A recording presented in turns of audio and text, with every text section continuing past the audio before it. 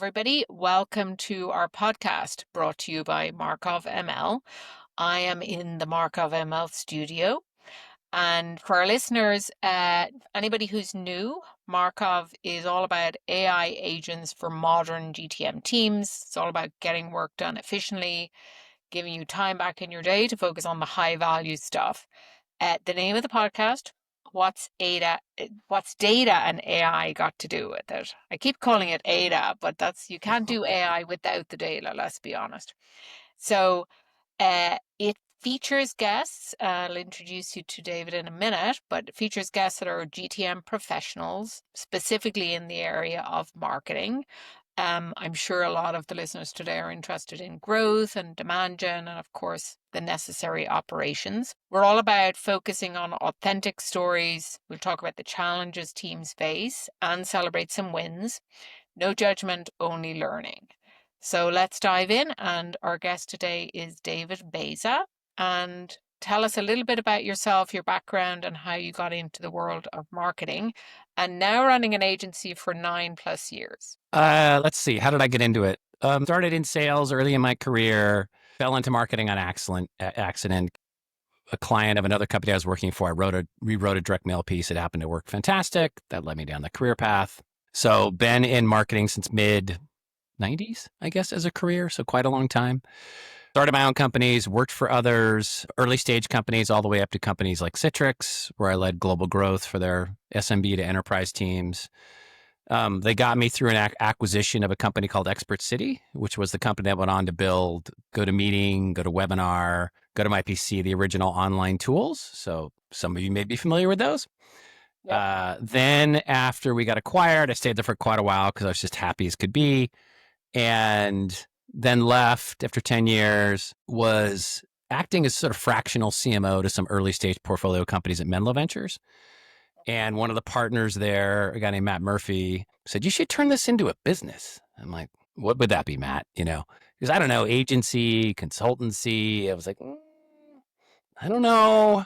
Right. And a few months later, I said, okay. He was true to his word, opened up into his network, opened up his VC network, his PE network. And then here we are today. We've worked with 100 enterprise software companies at this point. So it's gone really well. Nice. Good for you. And the name of David's agency is Buttered Toast. So maybe could you share the little bit of story or background? Where that comes from? Yeah. Yeah. So 10 years ago, at least a year or two before even the agency was a thing, I was having breakfast with my daughter at a diner in town here, and we were sitting at the counter, and a waitress brings over the toast, and it's like this kind of slightly burnt toast with a cold pat of butter in the middle, and you've probably all experienced that. And you go to like butter it, and it kind of breaks apart. So in the back of my mind, I was slightly annoyed, and I wrote a blog post on Medium called Butter Toast. Got a little bit of pickup. It was about just not rushing to ship shit, just taking a few minutes to get it right and not being the first one to the curb, but focus on quality and taking your time. A couple speaking gigs happened, and then it came time to name the company, and they go, "Oh, you're the Butter Toast guy. Call it Butter Toast." And that's how it happened. I love it.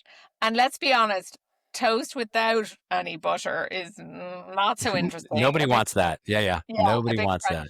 And if it's soggy, even worse. So it has to be just right. Yeah. Yep. Absolutely. Absolutely. So, okay. Thanks for sharing. That was sure. good. Sure. All right. So let's dive in. I have questions. As an agency owner, and you work with clients of varying sizes and stages, although you did say enterprise. So how do you update them on the reporting? In other words, how are you proving ROI? So how I report to them is through, it really depends on what we're doing for them, but it's through their internal infrastructure, right? If it's something as simple as a roll up inside of their CRM system, right? We do it that way, or we have to do custom reporting. We're pulling different systems together, GA4, HubSpot, SFDC, and then we can build a dashboard. When I say custom, I don't mean I'm actually building a one-of-one custom dashboard. It's typically integrated and developed into their CRM systems. The reporting is not the hard part. That's actually the easy part. The hard part is to your point of what you're going to be reporting on. So when we get involved in an organization, those decisions are made before we've ever done anything, which is tell us about what are your goals for the year? What's holding you back? How did you come up with this plan? Because whatever the plan is, we have to align to that plan. How did you come up with these numbers? Yeah. How did you Yeah. come up with that cost per lead, MQL, whatever nomenclature they use? Because we really have to align to that and make sure that we are not over promising what we can do for them within the budget that they have to use, within their historical norms. We have to be it's a very sensitive conversation, but we have to be careful not to oversell ourselves. Yeah, that makes total sense. I'm sure you've seen this yourself, but I've been in situations where there's such unrealistic expectations, usually from the non-marketers in the room, Oh, who totally. Yeah. who want to be like, well, surely we can double and it's only going to be a matter of 2 months or 3 months, right? Mm-hmm. Surely. Yeah. So there isn't usually an understanding of the laying of the foundation, getting something executed, then you start to do the measurement, right? Yeah. Um, You're correct. It never comes from the marketers and it never comes from the salespeople. It just doesn't. It comes from somebody who overpromised someone at the board level, right? yeah, Which is, we've got AI, we can 10x our revenue in 12 months. No, you can't. And so we have those conversations. And the first thing I ask, I go, what's your average deal size and what's your sales cycle? 9 months. Okay. So we're going to compress that sales cycle down to what? 2? 1? No, you're not. just because you Right. dreamt it so. Yeah. Yeah, I believe you believe that, but it's not going yeah, to happen. Right. Because there's so much outside of your control, especially in enterprise, of the buying process that is significantly more stakeholders than just what marketing did to get attention, to get a lead in the building. And that's all the time marketing put into that. Then you've got the 9 months once they become, say, an SQL. So, I mean, you're talking a year. I yeah, mean, so I have that conversation with them to just try to wake them up a bit and explain this is not a marketing and sales thing. This is an end user right. onboarding, first experience, product conversation, if you want to try to compress that. Yeah, yeah, just because you wish it so. I think a lot of people think, well, we're just not getting invited to the parties or we're just not getting a seat at the table, right? Right. So, and then backing up from that, nobody knows that we exist and what we do, like a serious awareness problem. Yeah. So, by the way, it takes a few beats to get awareness. Correct. If they Yeah, don't know you, they can't buy from you. Like yeah, exactly. it's exactly, you've been through it. Most marketers have been through it. You are an unknown entity, which Yeah, means you are not trusted. yeah, exactly.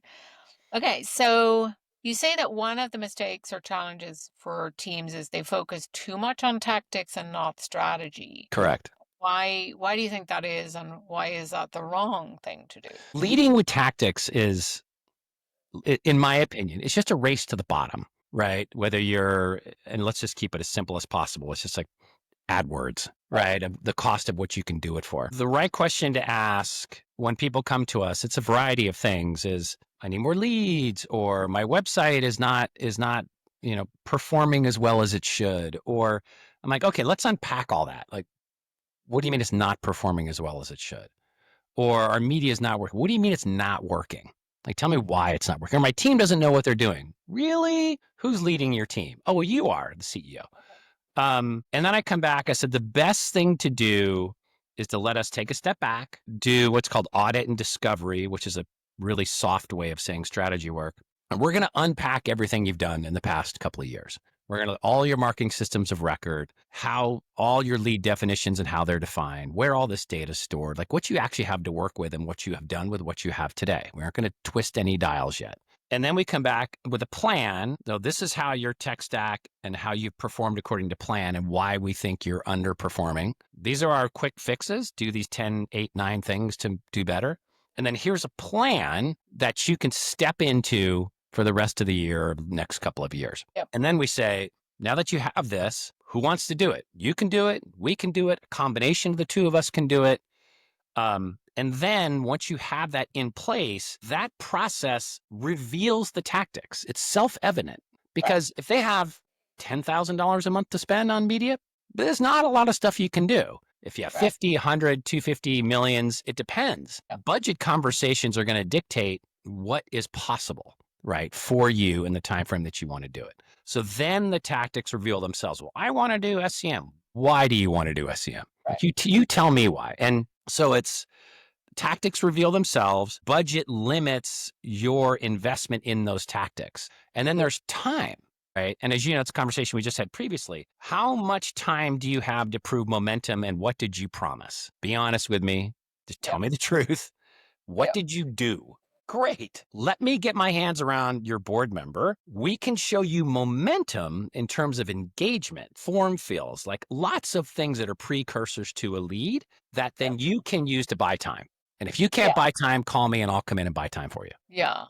So there's some early indicators that you can report out that hopefully are indicators that it's going in the right direction.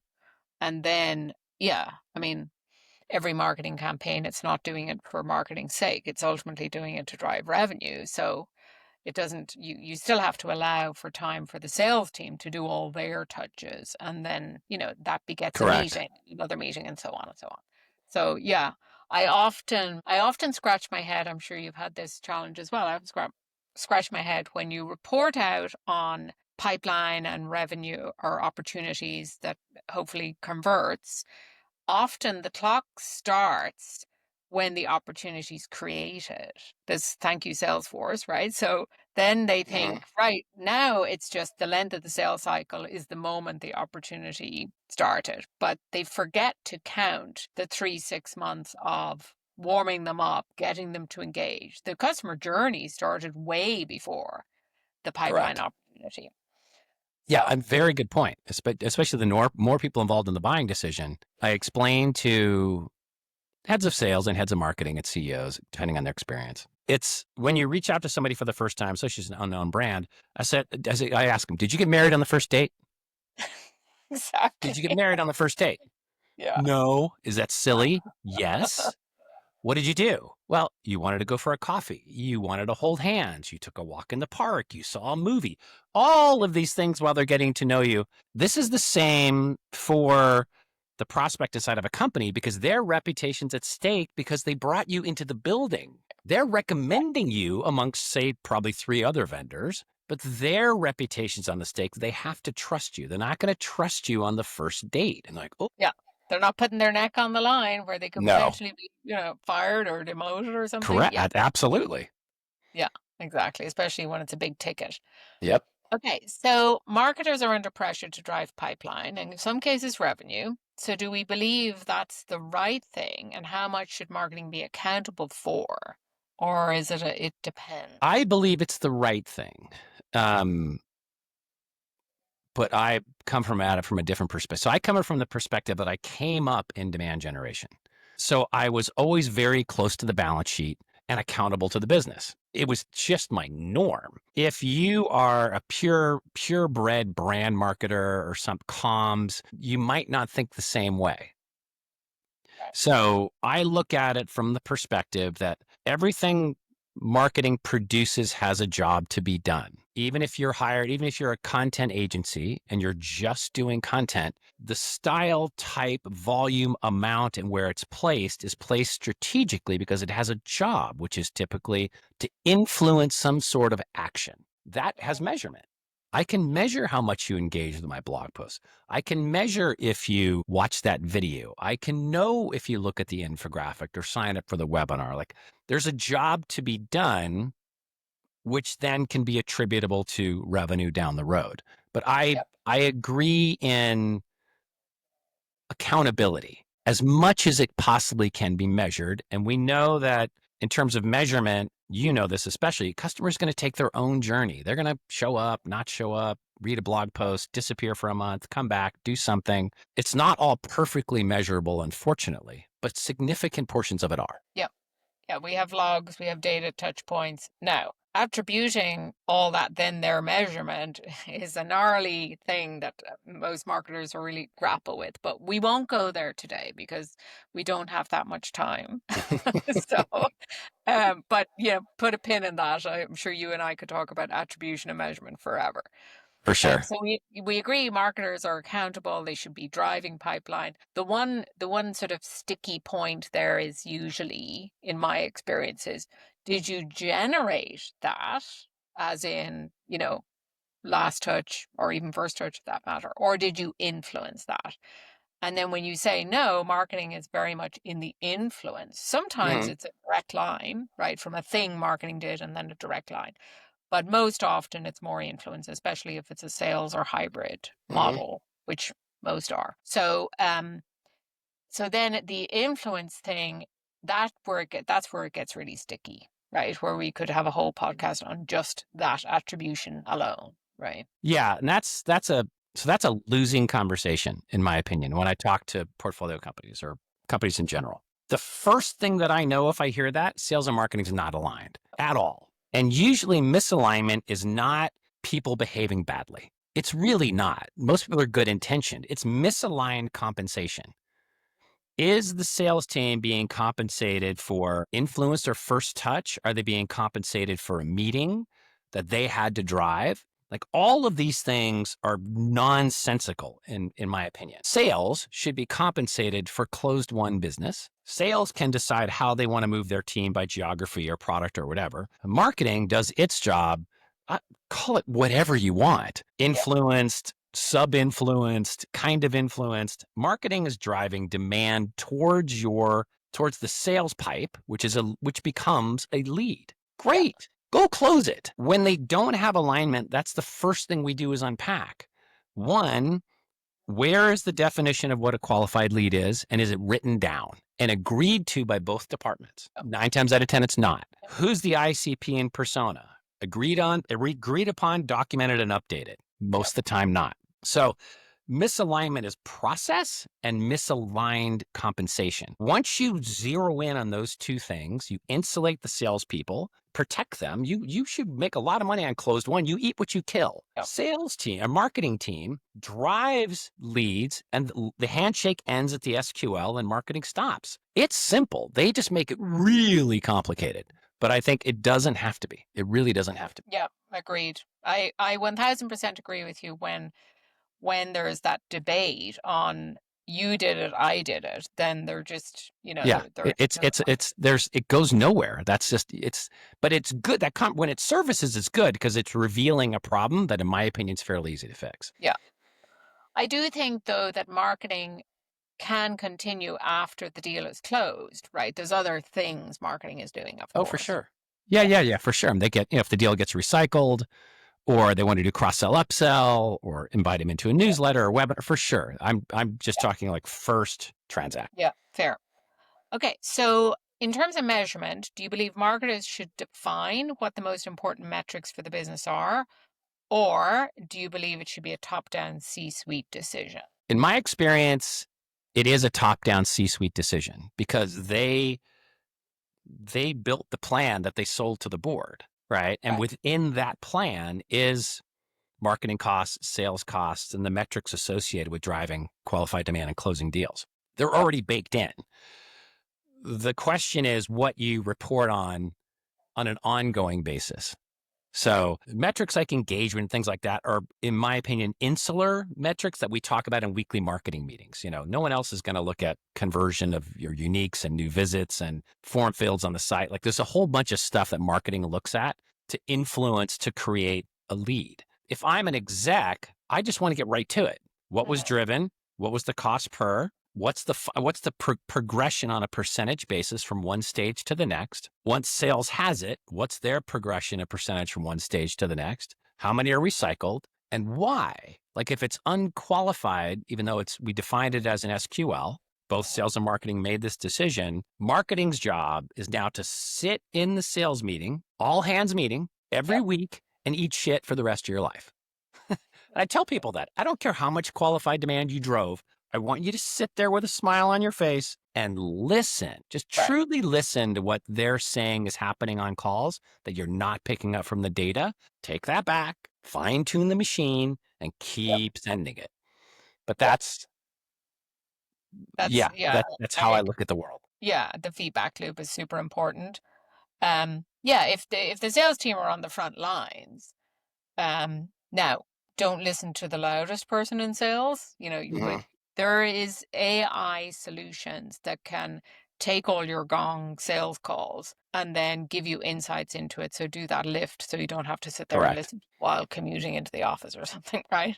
Yeah, So let's look for those pointers that need to be taken on board to adjust messaging. correct. Yeah. All right. One more question on the sort of data Oh, thing, and yeah, then no we'll problem. move to AI. So sales is measured quarterly. Marketing has to be a queue ahead, I always say, right? We're softening the landscape, ideally Mhm. looking at half year.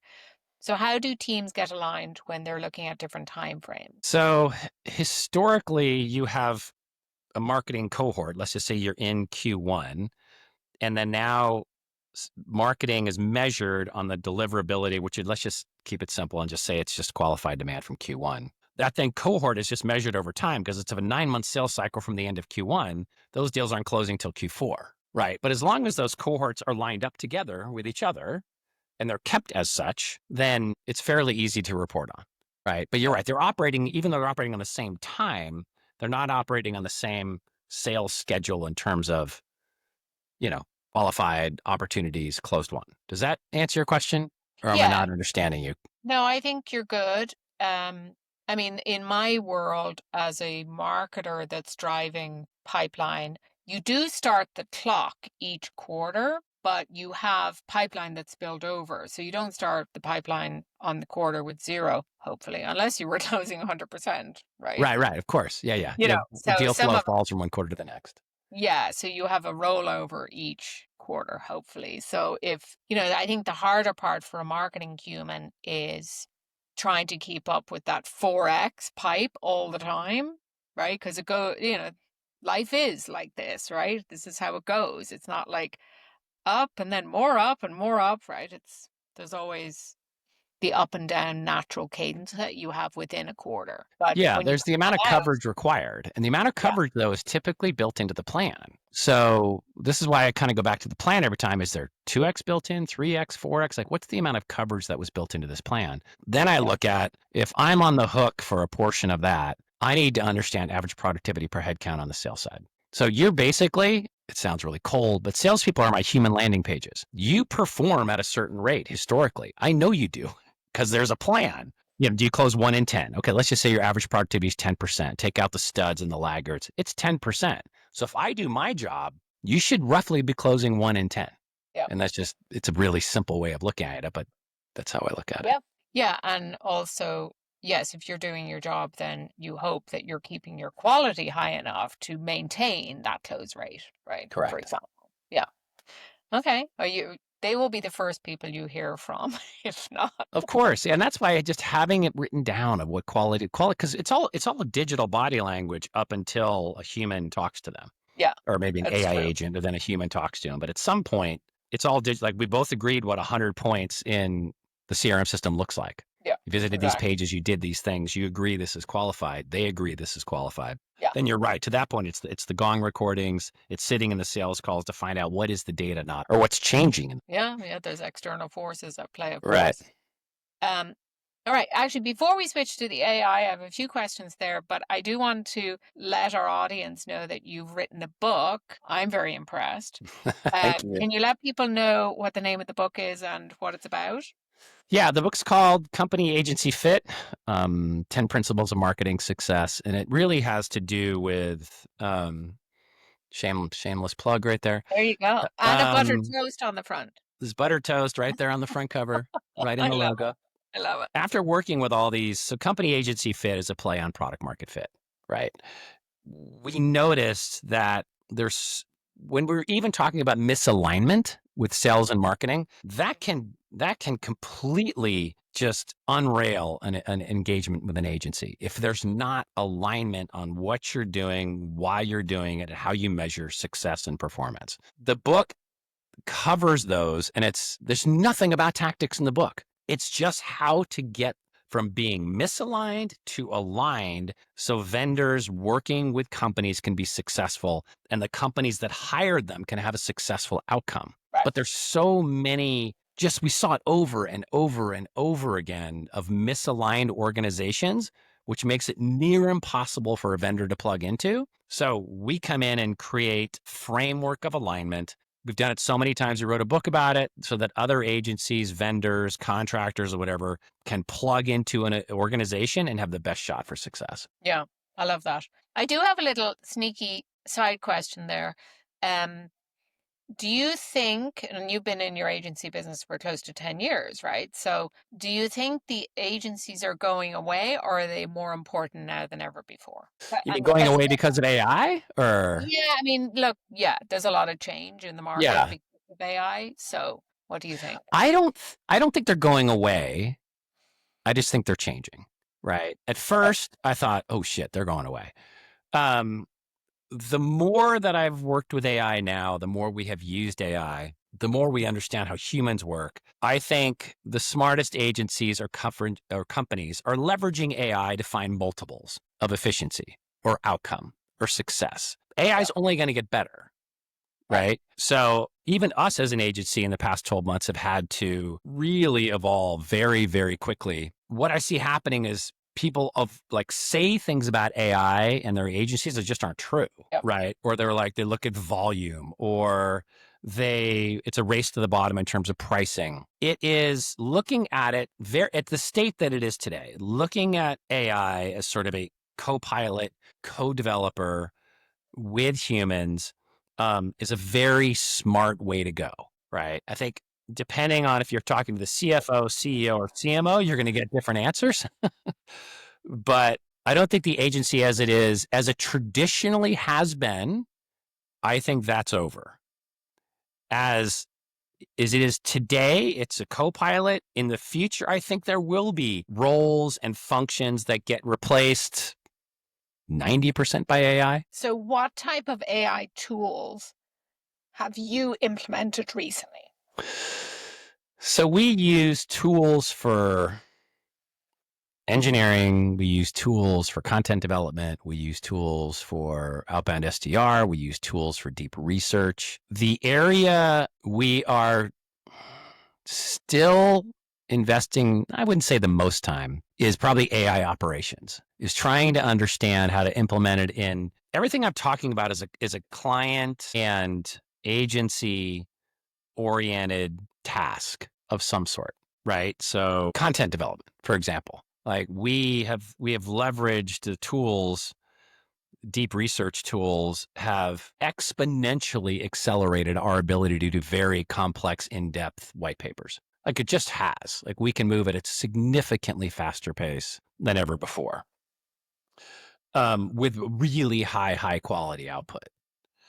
Then you have internal operations. For internal operations, we work with or have worked with Rachel Woods, who owns the AI Exchange, and her agency called Divvy Up, is still something we are trying to develop internally, sort of what repeatable tasks internally that we do on a regular basis, and not just a repeatable task, but a process around a task done internally that an AI agent can do a portion of. Like we like to say 60 to 70% of what is required for that particular task, right? One of the tasks we were looking at was when we go in to do strategy sessions and the audit, there's an onboarding document with a ton of stuff on it that the client has to populate that then we have to take back and look at. It would be much easier if we had an AI agent that was helping us do a lot of those things because it's the same thing every single time.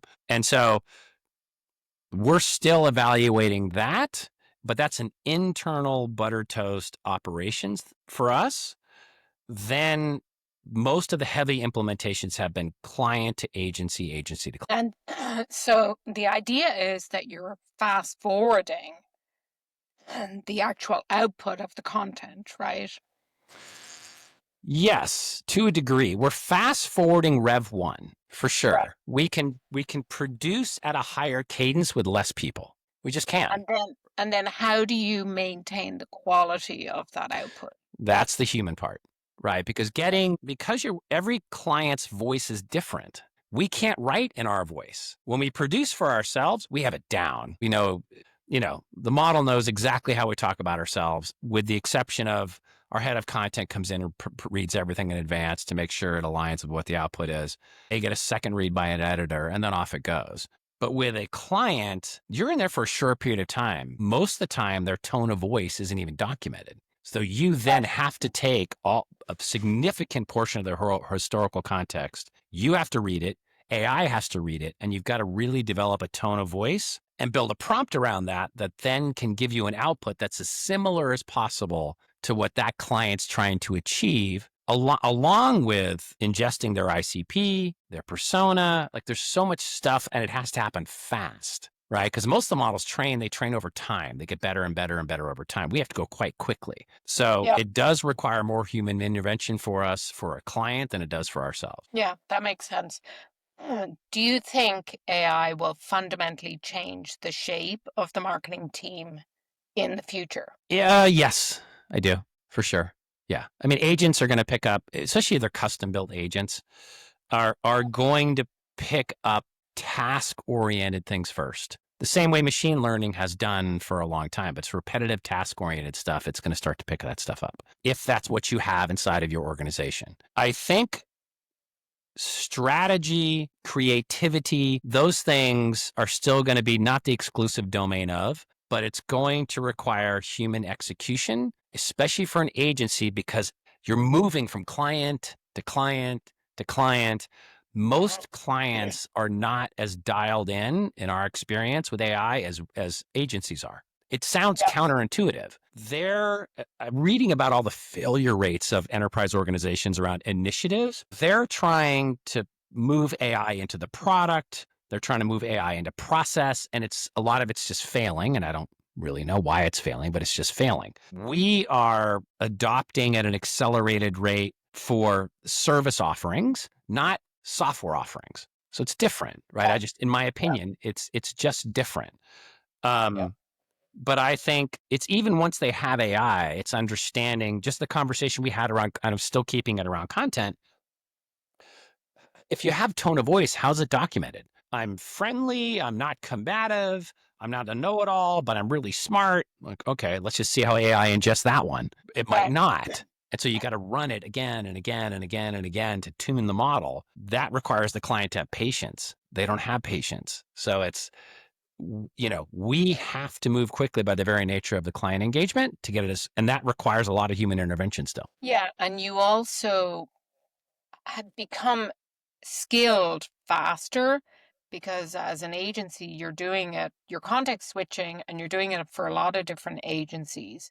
You have to be highly efficient because you want to deliver value to the customer. But also now you have to be super organized and super thorough because you're doing it for many clients. Correct. So it actually makes you, I was chatting with somebody about this, rather than like a marketing team adopting on their own, and they might be sort of a medium to large team.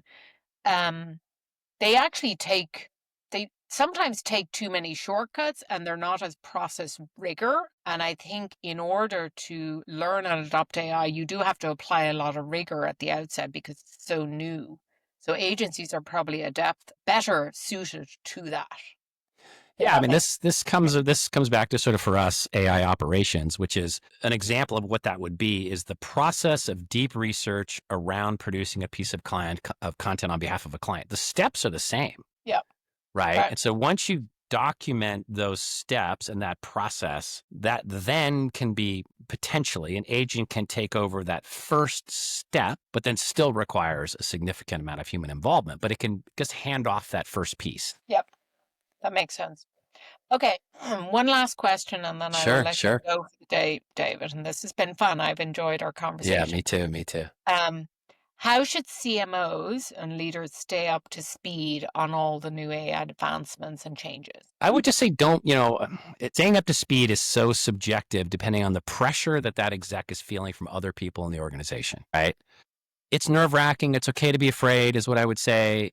It moves so fast. Stay up on what are you trying to accomplish inside your organization with AI? That's like the right conversation to have. And is AI right? AI is not right for everything. Develop a decision framework of, is this right for AI or is this not right for AI? Right. And so I think having that framework built and then applying things against a framework is a much better use of a CMO's time than trying to keep up on everything. There's too many tools. There's multiple LLMs now. Which one's right for which thing? It's almost impossible to keep up on, but develop the discipline internally, or at least a test, a pilot of a framework, and then figuring out if this task is right for this AI right now. If it's not right Yeah. in the next 6 to 12 months, then it's not right. Shelve it and stop talking about it. Move on and go. Move away. Yeah. But I think that will really help CMOs and CEOs. That makes total sense to me. Like crawl, walk, run, and really, it's still technology. You still have to find the fit for purpose to solve that. The business problem exists regardless, right? Correct. It's Correct. the how you get the Right. solution And towards that. have them look at, there's something called the AI Exchange, which Rachel Woods developed, which is we use it. It's a fantastic resource for these types of conversations. Okay, great. It I'll have a look. really is a good place for this.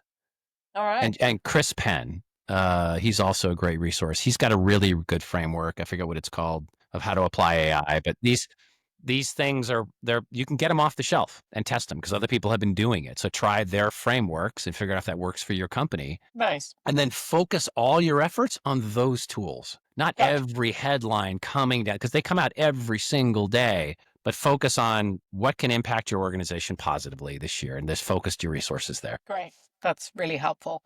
All right. Any parting words of wisdom? And I think people will be able to find you on LinkedIn and, of course, Buttered Toast. Is it butteredtoast.com? .io. Yeah. .io. Okay. .com's been gone for a long, long time. Yeah. That's fine. They can have it, right? Yeah. No, we're easy to find. Butter Toast, the company, or myself. Yeah. We spend most of our time on LinkedIn, so we're pretty much always there. Great. So any parting words of wisdom for our listeners? Yeah, I would say most of the problems inside of organizations are human driven, not AI driven. They really are. It has nothing to do with your tactics, has nothing to do with your plan. It's everything to do with you, right? Just have more honest, transparent conversations, be vulnerable. CEOs, be overwhelmingly nice, get your arms around your employees, right? Remove conflict barriers, which are not run by humans. They're run by artificial performance goals and misaligned comp. Companies will move so much faster if they just would get better at the basics, the human-led basics. Yeah. I like you articulated that better than me. I heard myself saying something similar this week, which is most things boil down to just lack of communication. Correct. Communication So solves everything. Yeah, yeah, if you're communicating and talking about it, like you just said, to resolve those things, but you have to have a human conversation to get through those things absolutely. and then Absolutely. get some clarity, hopefully. For All right. sure. Well, thank you so much for your time. It's great to see you Thanks for again. having me. Join us on the next podcast, everyone. Thank I you. will. Take care. Good talking to you.